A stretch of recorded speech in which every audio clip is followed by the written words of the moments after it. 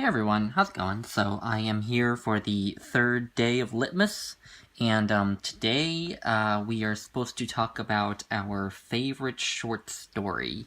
Now it's pretty easy for me to make the decision on what my favorite short story is because I don't read very many short stories. But the only problem with that is that the last time I read this short story was when I was 15 years old. So I reread it today. And it's called The Way We Live Now by Susan Sontag. It was published back in 1986, when the AIDS epidemic was still quite prevalent, and so it's about it's about the friends of a man who has AIDS. And the beginning of the short story, he's in the hospital. For the middle part of the short story, he has been sent home. He's been declared well enough to go home. And by the end of the short story, he's back in the hospital, although he's not necessarily dying. He's just gotten bad enough that he needs to go back to the hospital. And this short story is made up of basically a series of sort of dialogue by all of his friends, but it's all told without any quotation marks, without any, how usually dialogue is set off in its own paragraph, so there'll be, quotation marks around one thing someone said, then there'll be an enter, then quotation marks around something someone else said. In this case, it's all just inside of the same prose paragraph. And so sometimes it can be confusing who's talking, but it has a weird dreamlike quality for that reason, because it doesn't have quotation marks, and because it switches between different things that different people are saying so readily. I'll try to remember to leave a link to the short story in the description, because it was published in the New Yorker, and so it's online. But yeah, I read this when I was 15, and back then I wasn't a regular reader. I certainly didn't read classics or literary fiction, but I just happened to be at a used bookstore and happened to see 1986 Best American Short Stories book, and just on a whim grabbed it for some reason. Even though I didn't read that much, I did buy books actually fairly often. And then this story was the first one in the book, and it was also the only one in the book that I actually ended up reading.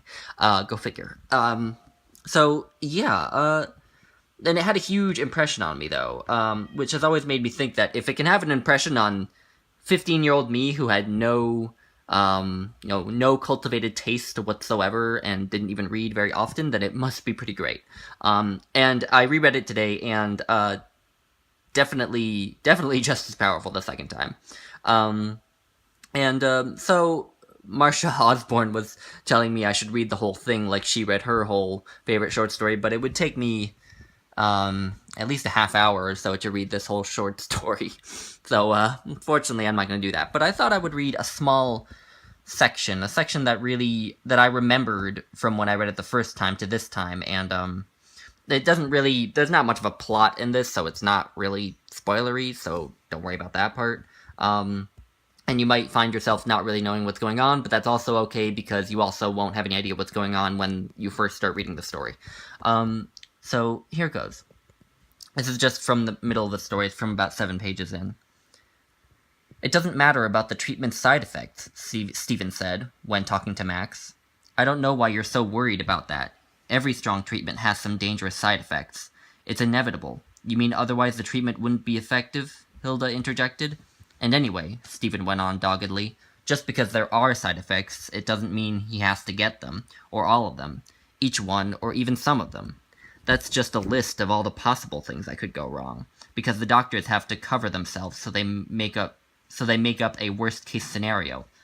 "But isn't what's happening to him, and to so many other people," Tanya interrupted, "a worst-case scenario? A catastrophe no one could have imagined? It's too cruel, and isn't everything a side effect?" quipped Ira. "Even we are all side effects." "But we're not bad side effects," Frank said. "He likes having his friends around, and we're helping each other, too." "Because his illness sticks us all in the same glue," mused Xavier. And whatever the jealousies and grievances from the past that have made us wary and cranky with each other, when something like this happens, the sky is falling, the sky is falling, you understand what's really important. I agree, Chicken Little, he is reported to have said.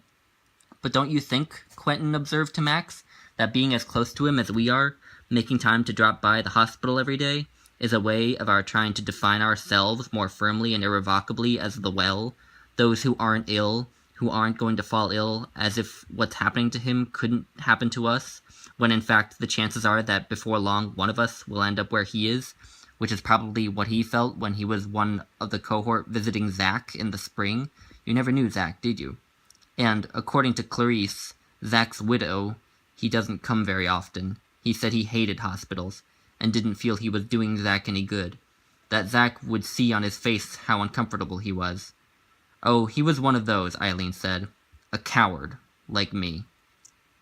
And after he was sent home from the hospital, and Quentin had volunteered to move in and was cooking meals and taking telephone messages and keeping the mother in Mississippi informed, well, mainly keeping her from flying to New York and heaping her grief on her son and confusing the household routine with her oppressive ministrations, he was able to work an hour or two in his study, on days he didn't insist on going out, for a meal or a movie, which tired him. He seemed optimistic, Kate thought. His appetite was good, and what he said, Orson reported, was that he agreed when Stephen advised him that the main thing was to keep in shape.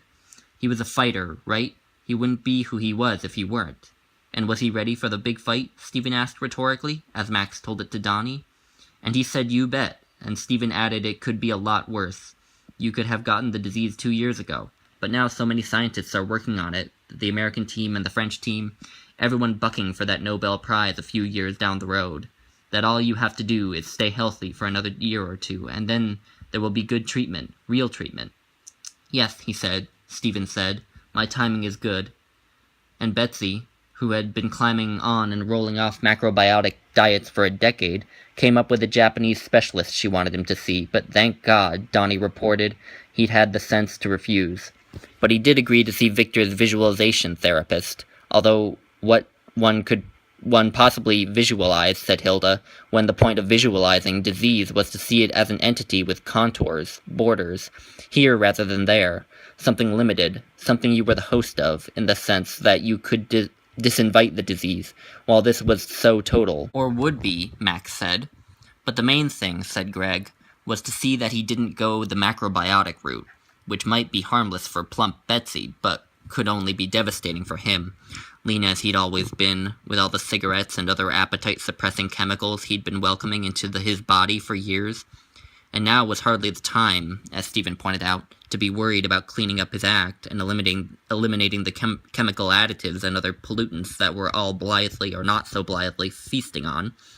Blithely, since we're healthy as we can be. So far, Ira said.